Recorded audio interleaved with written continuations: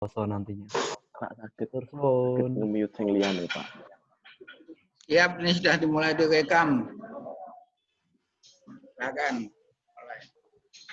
Untuk yang lain yang belum di-mute, monggo untuk suaranya di-mute dulu biar kita fokus ke Pak Puji Santoso. Nantinya biar obrolannya lebih enak nantinya, suaranya tidak numpuk. Terima kasih.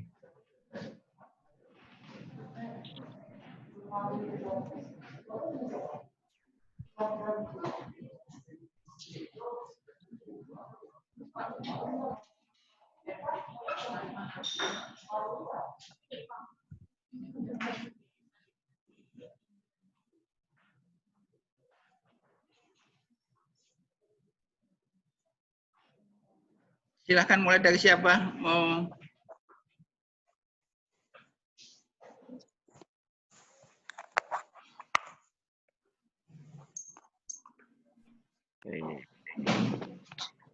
Baik, bisa kita mulai nggih semuanya. Assalamualaikum warahmatullahi wabarakatuh.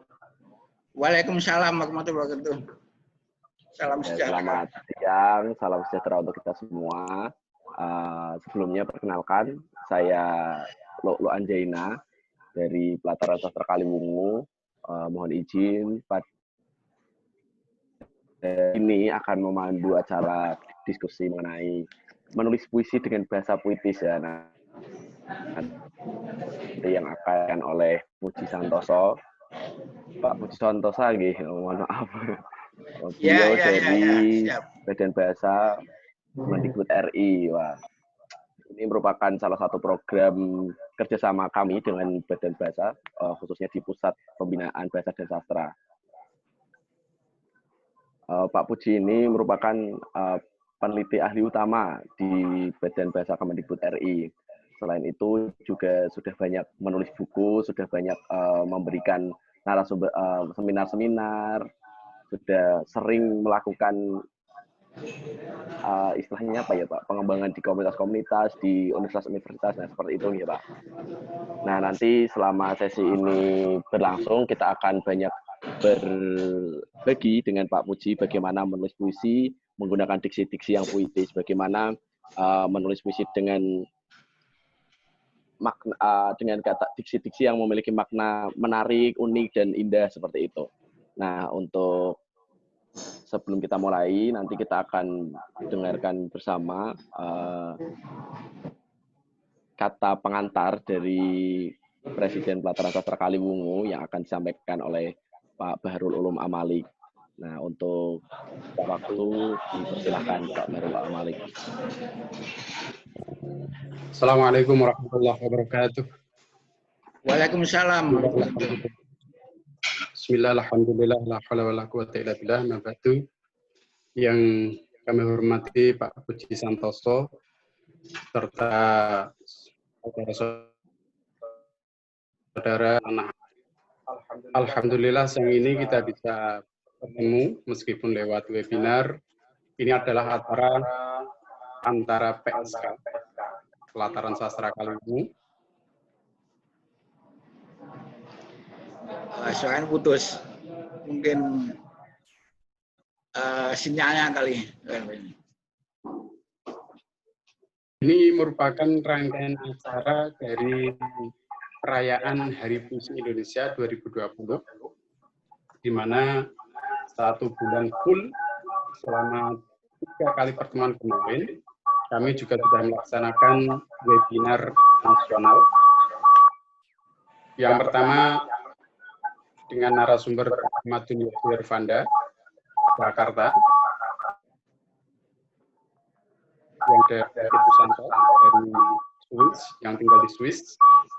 Yang ketiga kemarin ada narasumber Bapak Gunoto Sapari dari Semarang.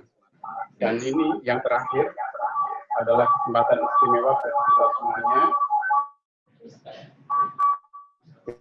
langsung dari Badan Bahasa Kemendikbud Republik Indonesia, di mana narasumber kita adalah di Santoso. Untuk itu kami berharap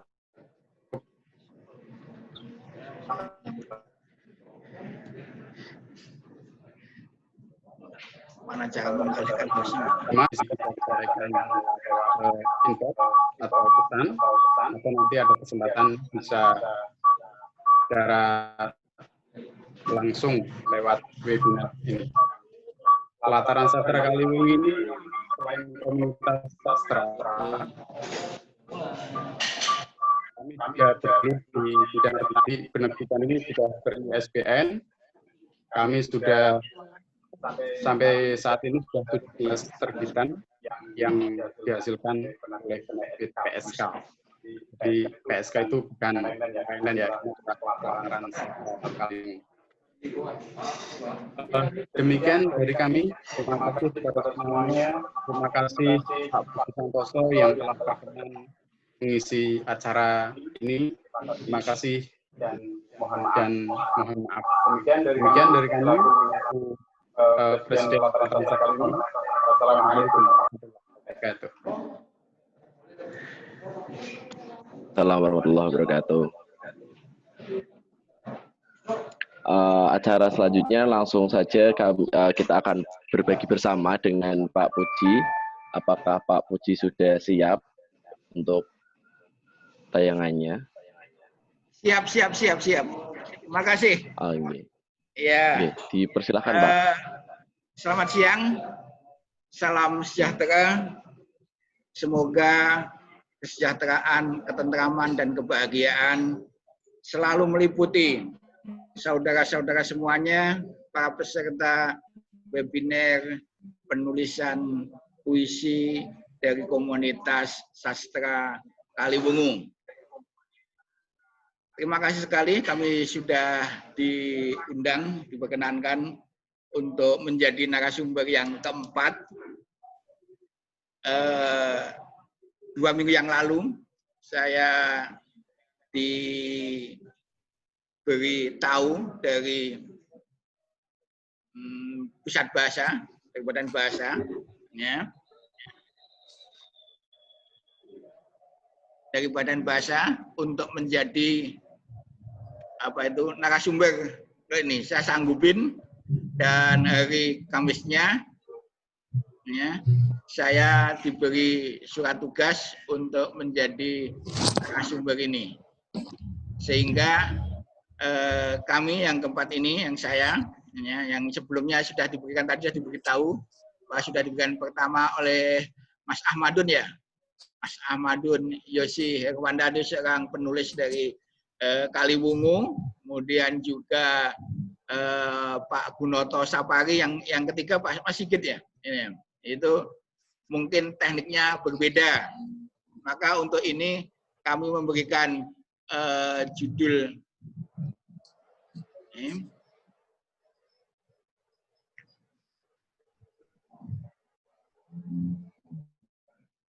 Ya, ini adalah menulis puisi saya, bahwa saya memang benar sebagai peneliti ahli utama, dan saat ini sedang dilakukan penelitian di hotel teras kita, di Hotel Dapam ini, di lantai 6 Hotel Dapam. Saya memberikan ini sambil menilai kegiatan yang lain, saya nggak bisa menilai, bahwa menulis puisi itu permintaannya adalah bahasa puitis. Sebelum sampai pada bagaimana menulis puisi dengan berbahasa puitis, saya akan terlebih dulu bicara tentang bahwa menulis itu merupakan keterampilan sekolah dasar. Ini sebagai motivasi saja. Ini mungkin tidak diberikan oleh dua narasumber yang lain. Jadi menulis puisi adalah keterampilan tingkat sekolah dasar. Semua orang yang pernah duduk di bangku sekolah dasar, apalagi setelah tamat sekolah dasar, tentunya dapat menulis puisi dengan bahasa puitis. Kita ingat Hamka, Haji Abdul Malik Karim Amrullah, banyak menulis puisi-puisinya yang tersebar di media massa tahun 1930-an, itu hanya tamatan kelas 2 SD. Adam Malik, wartawan pendiri kantor berita Antara, dulu mantan Menteri Luar Negeri dan mantan Wakil Presiden semasa Orde Baru, hanya tamatan kelas 5 SD sekolah dasar. Khalil Anwar, penyerang angkatan 45 sudah tamat sekolah dasar dan hanya sampai kelas 2 SMP. Dengan demikian, agar dapat menjadi penulis puisi yang bernas dengan menggunakan bahasa puitis, harus berkeyakinan bahwa menulis puisi dengan bahasa puitis itu dapat dilakukan oleh siapa saja yang pernah duduk di bangku sekolah dasar. Ini adalah motivasi yang pertama. Jadi keterampilan SD itu adalah sekedar menulis puisi. Nah, untuk bisa menulis puisi itu lebih baik, itu harus memupuk minat. Memupuk minat itu dari mana? Dalam kehidupan sehari ada 4 keterampilan berbahasa. Ya, dari 4 keterampilan berbahasa itu.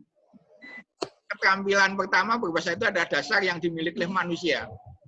Mulai dari mendengarkan atau mau menyimak, mau berbicara, mau membaca, hingga mau menulis dan mau menuangkan gagasan atau pikiran, harus ada motivasi yang kuat untuk senantiasa diasah. Pengasahannya dengan cara bagaimana? Pengasahan keterampilan berbahasa itu harus disertai dengan mau belajar, mau menggerakkan tangan, mata, dan pikiran kita, mau bekerja keras, itu usaha kita yang ada kemauan dari kita, dorongan untuk itu aja. Usaha agar minat, bila mana ada juga bakat menulis, harus dilakukan mau berlatih mengembangkan diri. Tanpa diikuti mau berlatih mengembangkan diri, tidak akan mungkin bisa kita mengasah kemampuan. Dan kita mau berpikir positif, kreatif, dan dinamis. Dan yang ketiga, mau mencoba-coba dan terus mencoba berpraktek menulis. Tidak perlu takut gagal, salah, keliru, atau berkecil hati. Itu adalah salah satu caranya. Untuk itu kita juga perlu memupuk misi dan motivasi. Membiasakan menuangkan gagasan, perasaan, dan pikiran melalui media tulis dengan bahasa puitis hingga dapat menginspirasi khalayak. Jadi kalau kita bisa menulis itu bisa menginspirasi khalayak, itu yang kita perlukan.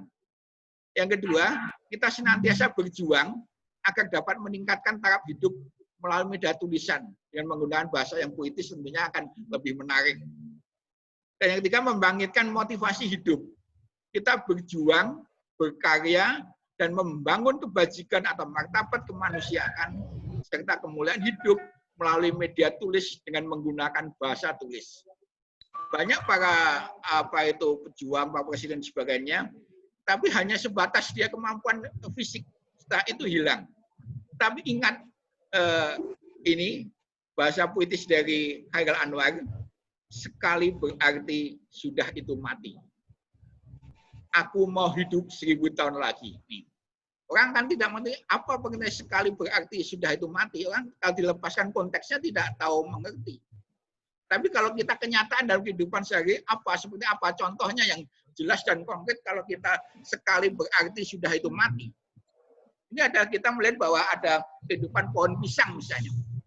Pohon pisang itu berguna dari akar sampai tunjangnya, habis setelah bisa menghabiskan berbuah, jadi setelah itu meninggalkan tidak ada artinya lagi.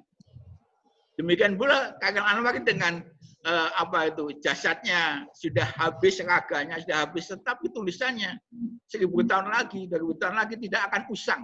Jadi apabila kita bisa menciptakan satu kata yang puitis yang baik, yang akan diterima ribuan tahun pun akan bisa disampaikan ke sana.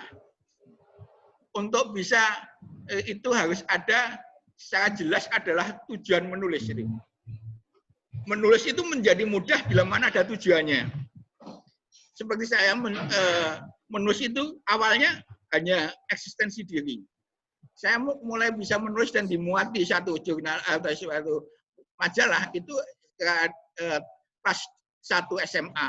Jadi tahun 1979 begitu cerita pendek dan dimuat di kelas tingkat SMA itu sudah. Awalnya memang tujuan tidak mencari finansial, hanya sekedar mencoba praktek. Itu tujuan yang pertama. Kalau mau mencari, dan kita terdorong untuk itu bisa. Yang kedua, tujuannya adalah pernyataan diri atau eksistensi. Untuk kepangkatan, untuk jabat, status, diri, tujuan psikologis ini perlu. Yang kedua, yang ketiga adalah sosial, emosional. Ada menulis hanya sekedar berbagi kasih. berbagi pengalaman kepada sesama umat, berbagi ilmu pengetahuan. Itu tujuan sosiologis. Dan keempat adalah moral spiritual. Ibadah, kita sebagai kafilah di bumi, mewakili karya Tuhan yang tergelar di dunia, itu adalah tujuan teologis.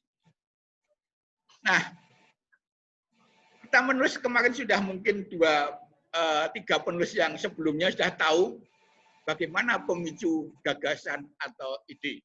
Kita bisa menulis dengan baik. Ide, inspirasi, ilham atau gagasan menulis puisi dapat saja muncul ketika sedang duduk melamun, sedang membaca koran, majalah, buku, saat mendengar radio, musik, televisi, sewaktu berada di kamar mandi, ketika di kamar tidur, pada saat bekerja, dan saat berada di sekolah, di kantor, atau di perjalanan. Adapun pemicu ide, gagasan, menulis puisi itu ada di mana-mana. Namun, ada di mana? Yang dibutuhkan adalah suasana hati yang kondusif dan kebiasaan mencermati situasi di sekitar. Ini yang kita perlukan dalam menulis puisi. Dan Anda pun sudah tahu apa itu puisi. Jadi kita sudah tahu sendiri apa itu puisi, dan mungkin kemarin sudah bisa secara sederhana. Puisi adalah ungkapan hati, pikiran, perasaan penyair atas berbagai hal kehidupan yang dituangkan melalui kata-kata dengan menggunakan bahasa puitis. Puisi tradisional seperti mantra, syair, pantun, bidal, seloka, karmina, dan gurindam itu memiliki berbagai formula yang baku dan harus ditaati. Itu tidak bisa ditulis gampang itunya. Tetapi puisi modern seperti balada, soneta, puisi konkret relatif lebih longgar aturannya. Bahkan ada puisi bebas yang dapat tidak terikat berbagai aturan, misalnya menggunakan gambar, diagram, foto, dan sebagainya.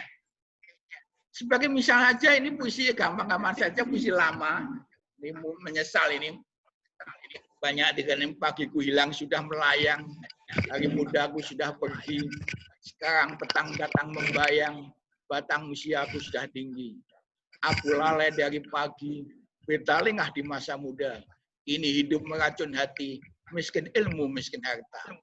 Ah, apa gunaku sesalkan? Menyesal tua tiada berguna, hanya menambah luka suksma. Kepada yang muda aku harapkan atur barisan dari pagi menuju ke arah padang bakti. Itu adalah puisi pujangga baru tahun 30-an, dan ini juga ada puisi hanya satu. Ini puisinya Amir Hamzah.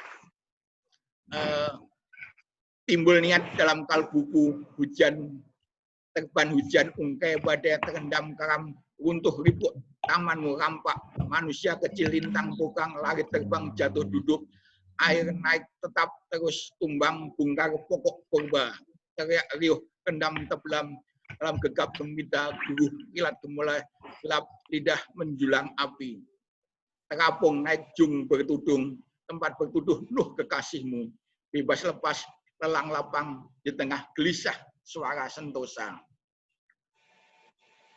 Bersemayam sempana di jembala gembala, Juliet jelita bapakku Ibrahim, keturunan intan dua cahaya, pancaran putra berlainan bunda.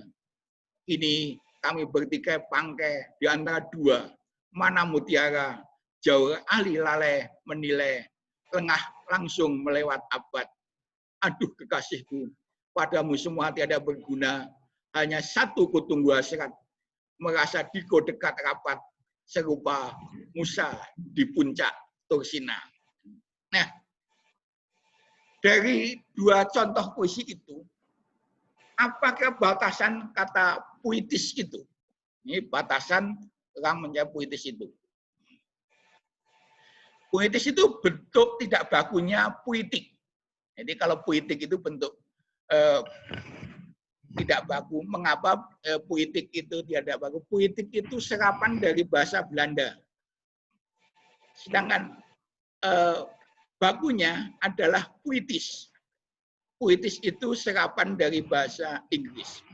Nah, dalam KBBI yang terakhir 2017 halaman 1333 yang disebut puitis itu adalah bersifat puisi. Jadi puitis adalah bersifat puisi. Nah, batasan yang kedua kita ambil dari Roman Jakobson dalam teori dalam sastra, yang disebut puitis itu adalah salah satu fungsi bahasa yang terdapat dalam sastra, khususnya puisi, yang menonjolkan unsur pesan dalam komunikasi. Dalam fungsi puitik bukanlah referensi, acuan di luar ungkapan bahasa itu. Yang penting plan kata, menggunakan bahasa sendiri yang menjadi pusat perhatian, walaupun fungsi-fungsi lain bukannya tidak ada dalam teks sastra. Itu pengertian puitis yang kedua. Pengertian puitis yang ketiga, saya ambil dari bukunya Pak Rahmat Joko Pradopo dalam buku pengkajian puisi. Yang disebut puitis adalah sesuatu hal yang membangkitkan perasaan, menarik perhatian, menimbulkan tanggapan yang jelas, atau secara umum dapat menimbulkan keharuan. Dan yang terakhir, orang mudeng berarti. maaf, ya. Yang terakhir, Enggak, mulai nih. Ibu, Bapak yang masih dinyalakan suaranya, mengunci dulu. puitis adalah ketentuan, norma, atau konvensi Abang yang ngomongnya dewe langsung untuk rumah menyusun puisi. Ya. Dikandani ning mboten ngrungokke. Aniku nggih melu ngrungokke nang mboten ngrungokke dhewe padha mau. Mohon maaf Ibu. Cara melimpahkan dosa. Nggih. Ya, suaranya terganggu ya. Dari 4 batasan puitis di atas, lalu apa disebut dengan bahasa puitis itu? Bahasa puitis adalah bahasa yang bersifat puisi. Yang kedua, bahasa yang menonjolkan dalam komunikasi sastra, khususnya komunikasi puisi. Bahasa yang dapat membangkitkan perasaan, menarik perhatian, menimbulkan tanggapan yang jelas, atau secara umum dapat menimbulkan keharuan. Dan 4, bahasa yang memenuhi ketentuan, norma, dan konvensi yang dianggap sah untuk menyusun puisi. Dengan demikian, bahasa puitis dalam puisi dapat dicapai dengan bermacam-macam cara. Misalnya dengan menyusun bentuk lihatan melalui tipografi, melalui permainan larik, penempatan bait, melalui permainan bunyi matra, rima, irama, aliterasi, asonansi, eponim, kiasan bunyi, lambang rasa, orkestrasi, melalui pilihan kata, bahasa kiasan, serta sarana retorika lain. Bahasa puitis bukan hanya dibangun dengan kata-kata yang indah, melainkan dengan pilihan unsur bahasa yang tepat sesuai dengan konteks. Yang disebut dengan bahasa puitis itu. Ya.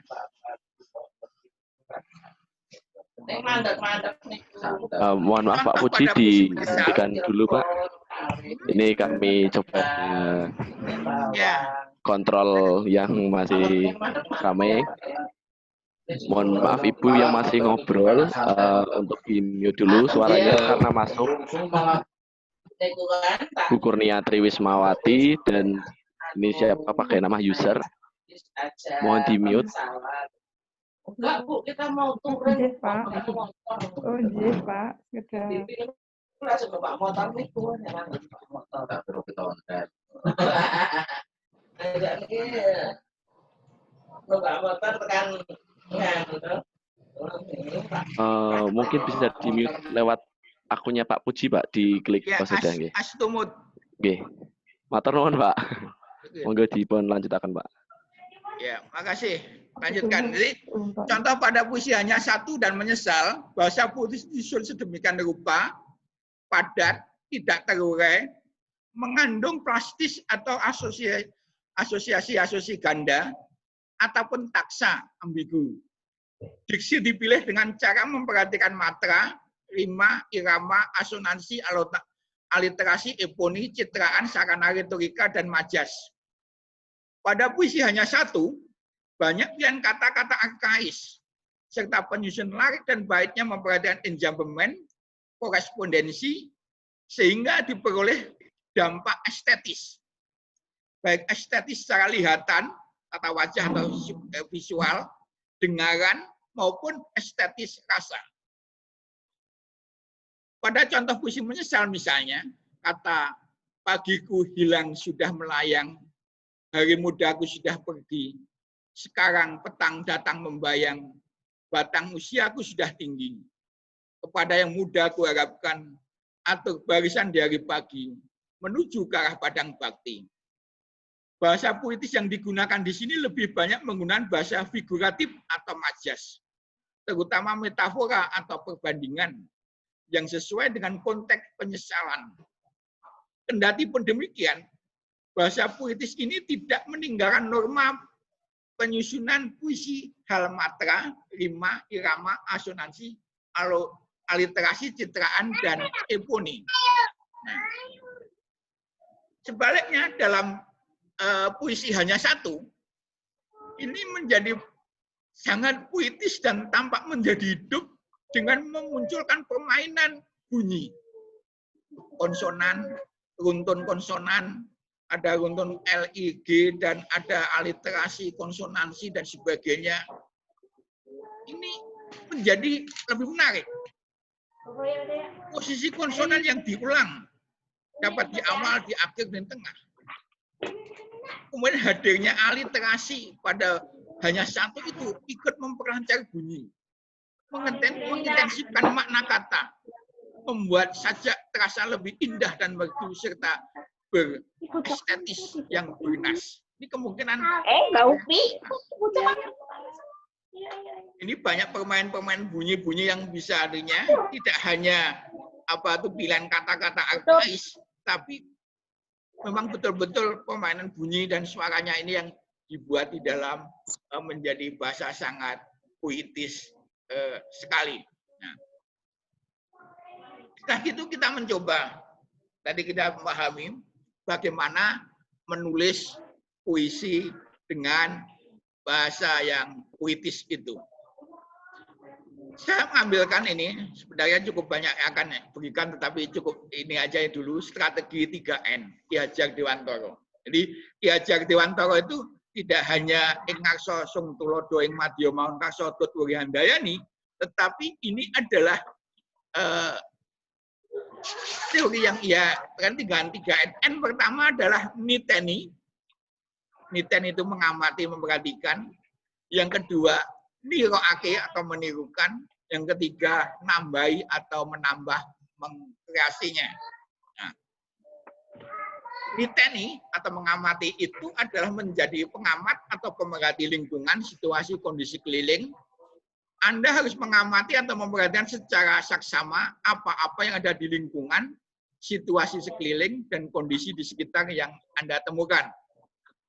Anda juga dapat mengamati dengan cermat atau memperhatikan dengan teliti akan contoh-contoh bahasa puitis yang ada di berbagai genre sastra, seperti puisi liris, puisi naratif, puisi dramatik, mungkin prosa liris, dan drama puisi. Segala kreativitas termasuk kreatif menciptakan bahasa puitis itu bermula dari pengamatan atau perhatian kita pada suatu hal, masalah yang kita hadapi. Yang kedua, niroke atau menirukan. Dalam hal menirukan, Anda boleh menirukan contoh sastra yang ada dengan bahasa puitis, menirukan bentuk, cara, sistem berpikir, alur penulisan, ide, gagasan, dan gaya bertutur menulis puisi berbahasa puitis. Sudah barang tentu, Anda pun dapat atau boleh menirukan gaya penyair yang bahasanya puitis, dan sudah ada atau sudah terkenal seperti bahasa puitis pada puisi-puisi Amir Hamzah, Khairil Anwar, W.S. Rindra, Taufik Ismail, Harto Andang Jaya, Sapardi Djoko Damono pun. Tapi ingat, menirukan di sini hanya untuk sementara waktu saja, sebagai contoh atau modelnya. Dan selanjutnya menggunakan bahasa puitis kreasi kita sendiri. Bagaimana? Bisakah? Nah. Yang ketiga adalah nambahi atau menambah atau mengkreasi.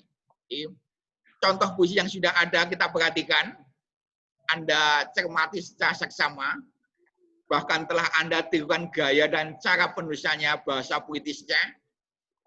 Tentu saja Anda diperbolehkan membuat kreasi. Mengkreasi bahasa puitis apa yang diamati, dibaca, lalu dikreasi dengan merangkai-rangkaikannya. Pada dasarnya yang dihargai manusia itu adalah nilai kreativitasnya, nilai kemampuan inovasinya, nilai penciptaan hal-hal yang baru. Kreativitas, inovasi, dan penciptaan hal-hal yang baru itu semua ada dalam kreasi manusia. Anda boleh menambahi, mengurangi, dan mengubahnya sesuai dengan kemampuan, selera, dan kreasi Anda dalam menemukan bahasa puitis. Nah, ini contoh, ada puisinya Taufik Ismail, Balada Nabi Nuh alaihissalam, ada puisi Nuhnya Subagio Sastrowardoyo, kemudian ada perahu kertasnya Sapardi Djoko Damono, dan ini ada Gagak Merpati hasil puisi saya sendiri. Nah, sekedar contoh aja, coba kita lihat hanya satu Amir Hamzah, Balada Nabi Nuh alaihissalam, Taufik Ismail, Nuh sebagai Sastrowardoyo, perahu kertas Sapardi Djoko Damono, dan Gagak Merpati. Ini adalah contoh-contoh puisi yang ditulis berdasarkan strategi 3N-nya Ki Hajar Dewantara. Mula-mula mereka atau kita ini mengamati atau memperhatikan. Tentu saja dengan membaca dan memahami kisah-kisah Nabi Nuh misalnya. Baik yang tersurat dalam Alkitab Perjanjian Lama, Al-Quran, maupun dalam Kisah Al-Anbiya. Kemudian dengan sudut pandang dan persepsi masing-masing, menirukan dan mengkreasinya dengan cara meresepsi dan mentransformasikan dalam gubahan puisi yang berbahasa puitis. Bahasa puitis apa saja yang kita temukan tentang kisah Nabi Nuh di atas misalnya puisi? Tentu banyak berupa kata-kata ungkapan puitis yang sesuai dengan konteks kisah Nabi Nuh, kisah-kisah banjir yang menimpa kaum Nuh. Judul-judul pun berbeda, hanya satu. Balada Nabi Nuh AS, Nuh, perahu kertas, Gagak, dan Merpati. Sesuai dengan konteksnya, judul-judul itu mungkin terasa puitis karena diyakini mampu menjalankan tugas sebagai indeks atau merepresentasikan makna puitis yang termuat dalam puisi-puisi hasil resepsi penyair tersebut. Nah, ungkapan hanya satu dan seterusnya dengan judul-judul itu, apabila kita lepaskan konteksnya, tidak akan terasa puitis. Sama sekali tidak menyentuh perasaan kita.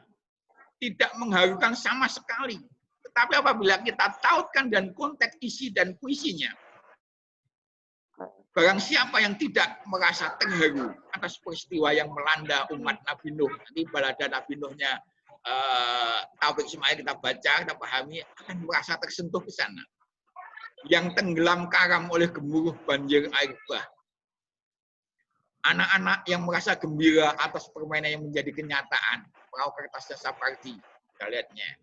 Dan bagaimana perbedaan watak pegawai Gagak dan Merpati ketika duduk itu, puisi Gagak dan Merpati, coba kita perhatikan nanti sana.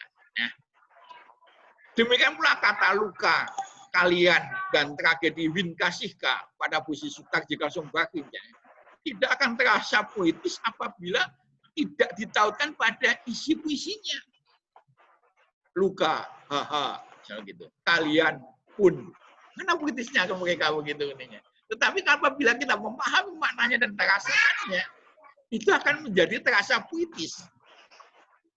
tragedi Win Kasihka berisi 3 kata, kawin, kasih, dan kabur.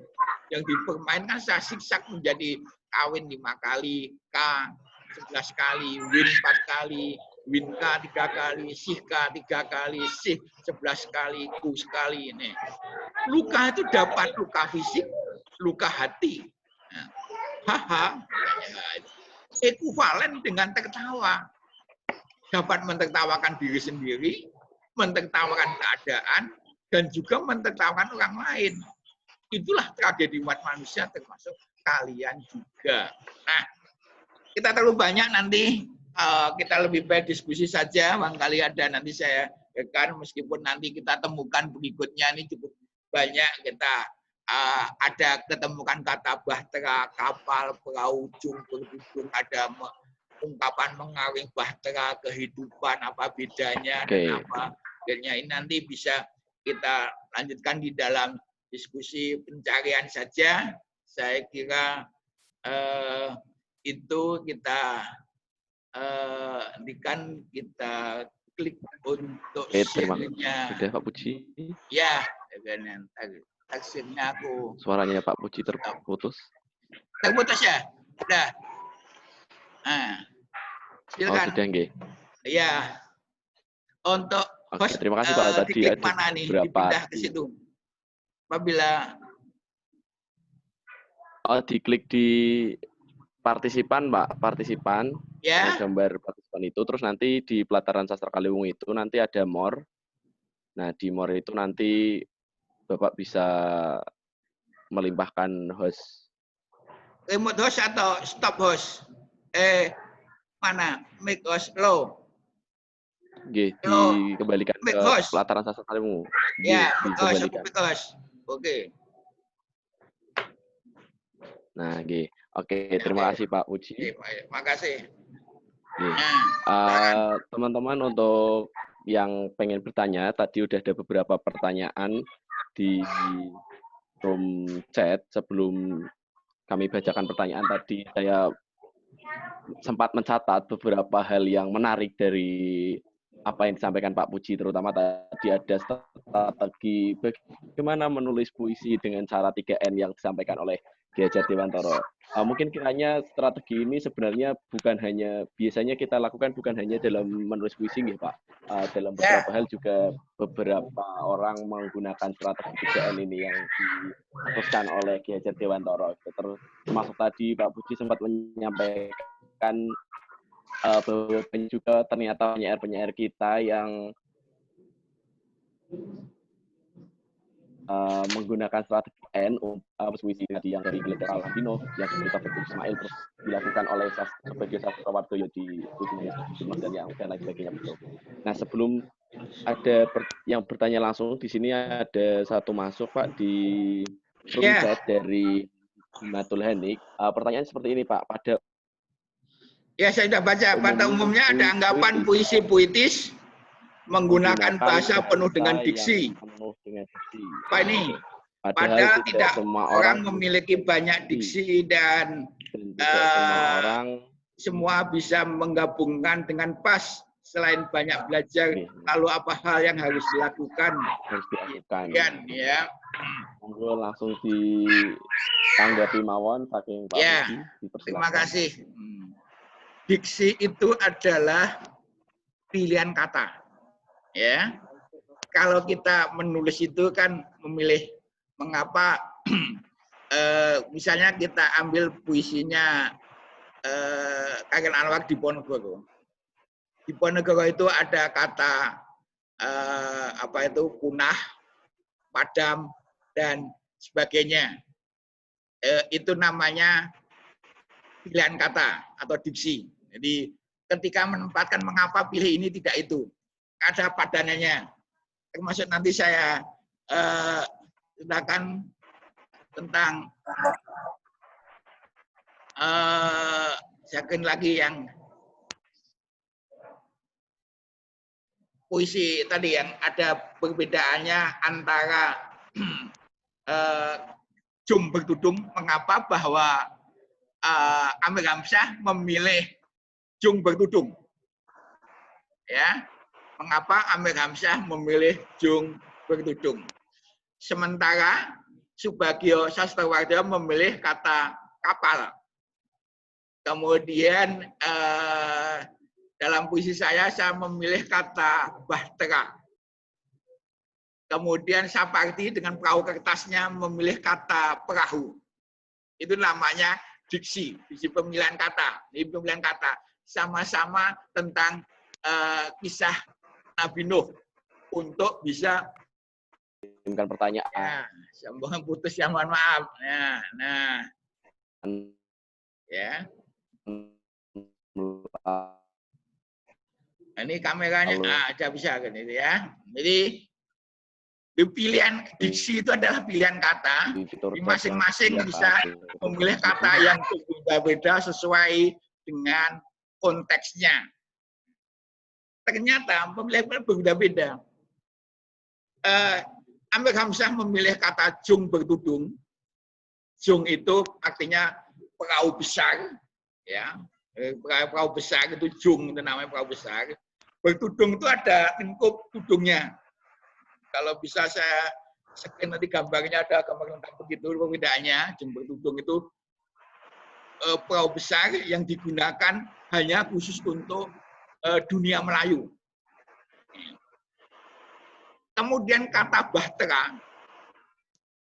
Bahtera itu di dalam Alkitab hanya dipakai untuk perjanjian lama. Sementara setelah kitab Taurat, perjanjian lama itu, digunakan kata kapal dan perahu. Ini sejarahnya. Kapal dan perahu. Jadi bahtera hanya digunakan di dalam kitab Tauratnya Nabi Musa, di perjanjian lama itu. Ya. Sementara yang untuk setelah itu pakai kata kapal untuk sebelum perjanjian baru.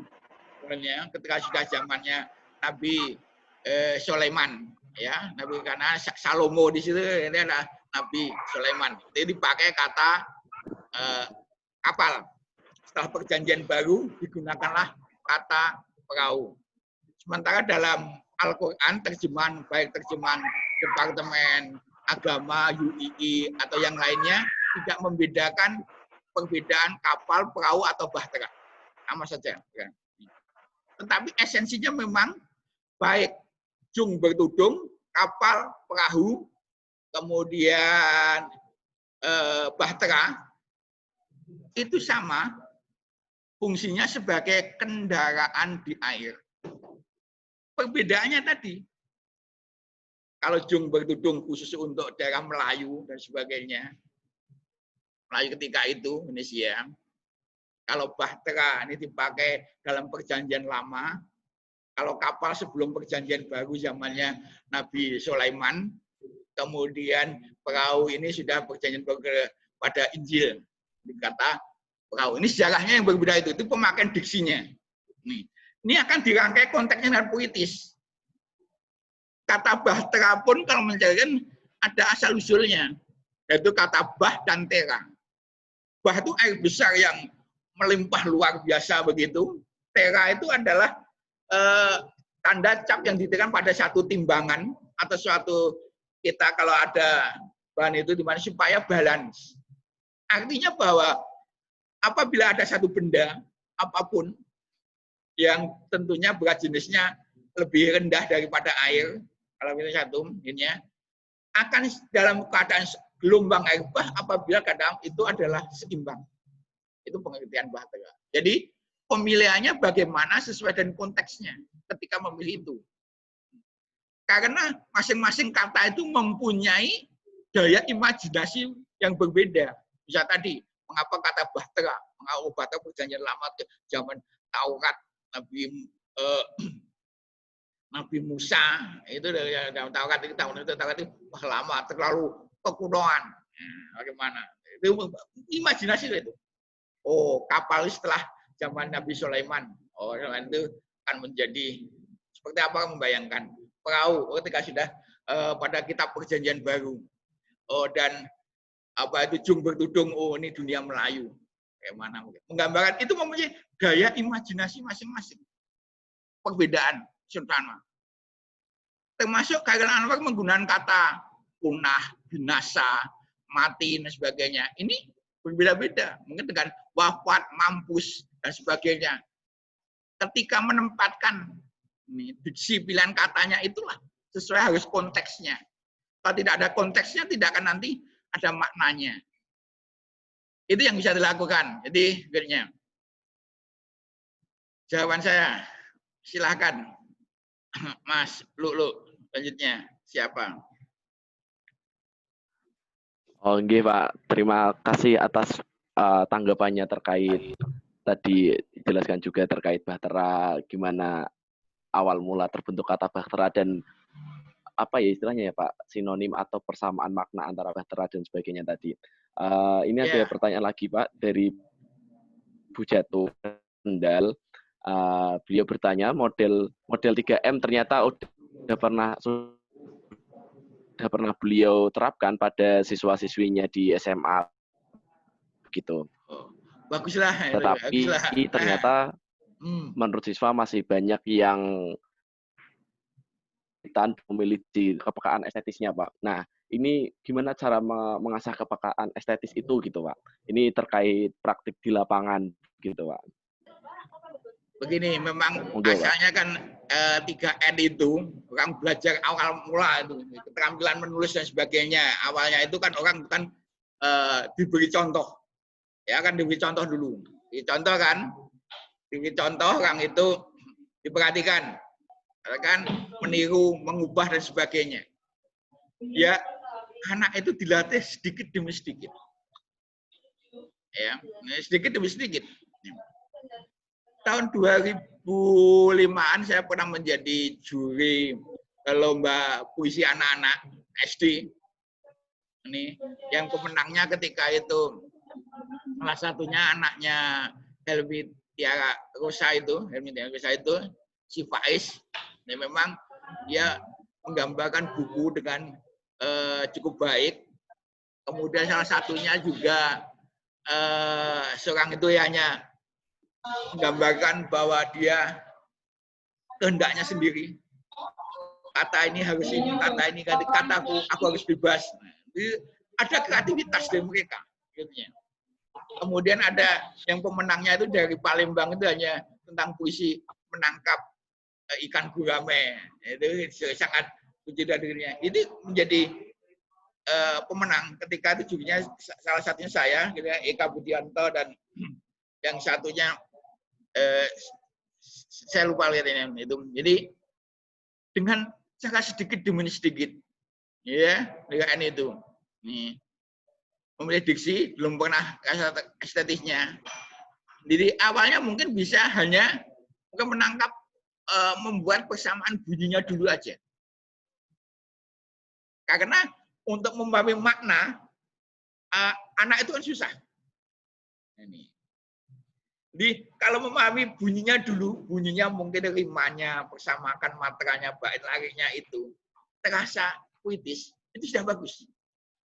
Itu mungkin untuk anak tingkat mungkin SD, mungkin tingkat SMP, mana biasa. Dibuat metafora perbandingannya. Nah, kemudian biasa lagi untuk tingkat majas-majas yang lainnya untuk tingkat SMA dan seterusnya. Jadi memang harus diberi contoh dulu model-modelnya. Setelah mengkreasi silahkan. Kalau tidak diberi contoh secara nyata, mereka itu tidak bisa. Jadi memang harus setapak demi setapak, sedikit demi sedikit bisa berjalan itu. Itu harapannya. Jadi kepekaan estetis itu mulai sedikit dibuat mungkin tadi bunyi bahasanya dulu. Setelah bunyi bahasa ditingkatkan maknanya. Seperti lagu anak-anak aja, cicak-cicak di dinding dan itu kan bunyi bahasanya cukup bagus ya gini, rimanya itu. Apakah kita perlu memperhatikan pemilihan diksi agar memberi kemudahan pemaknaan dari pembaca? Ya. Ini tadi ini ada yang memberi contoh puisinya Diponegoro ini, ya kan ada mati, sekali berarti sudah mati, ada punah, ada binasa. Nah, ini kan cukup banyak. Yang tadi saya terangkan yang sekali berarti sudah itu mati itu adalah kita harus mempunyai makna hidup itu bermakna meninggalkan sesuatu yang bermakna, yang bermanfaat bagi kehidupan, dan itu akan menjadi makna yang sangat puitis selamanya. Ada yang lain? Silakan. Yang selain dari chat di sini.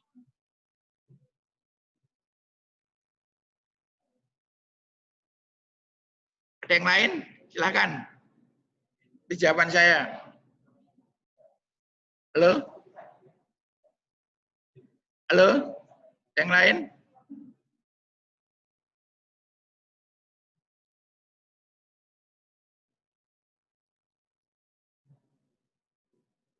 Mas Lulu, kok mati?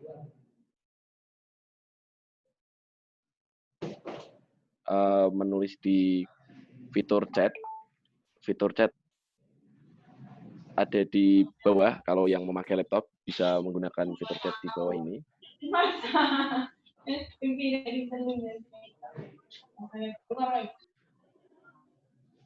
Halo, apakah Pak Puji sudah bergabung? Sudah, tapi videonya putus. Nggak ada Videonya putus lagi maknanya. nih, Pak. Iya. Ya. Tidak apa-apa, Pak. Tunggu. Tanpa video mungkin jelas ya? Jelas kok. Iya, enggak apa-apa. Sementara tanpa video dulu. Nah, pertanyaan dari Tessa Anestiana. Ini dari mana? Hilang, chatnya hilang dari saya karena ganti. Ya. Oh iya, Pak. Enggak apa-apa. Pertanyaan seperti ini, Pak. Ya. Bapak, untuk menulis puisi, apakah kita perlu memperhatikan pemilihan diksi agar memberi kemudahan pemaknaan dari pembaca? Terus Ibu dari Tessa Anestiana ini mencontohkan kutipan puisinya Chairil Anwar yang berjudul Diponegoro. Maju, ini barisan tak bergenderang berpalu. Kepercayaan tanda menyerbu, sekali berarti sudah itu mati. Ada larik, sekali berarti sudah itu mati. Nah, ketika beliau mengajar banyak siswa, nah banyak yang bingung memaknai larik tersebut, Bapak. Nah, itu bagaimana? Terima kasih. Iya. Demikian tadi sudah saya sampaikan ya, yang Diponegoro itu sekali berarti sudah itu mati. Ya, jadi kalau dalam kehidupan nyata itu apa tuh yang sekali berarti sudah itu mati? Yang gagal. Saya contohkan itu adalah pohon pisang. Oh ya. Pohon pisang itu dari akarnya, gedeboknya, pelepahnya, daunnya, bunganya, sampai pisangnya itu semuanya bermanfaat. Dan setelah menghasilkan itu semuanya, pohon pisang itu tidak bisa tumbuh lagi, mati. Itu loh. Jadi itu gambarannya. Atau juga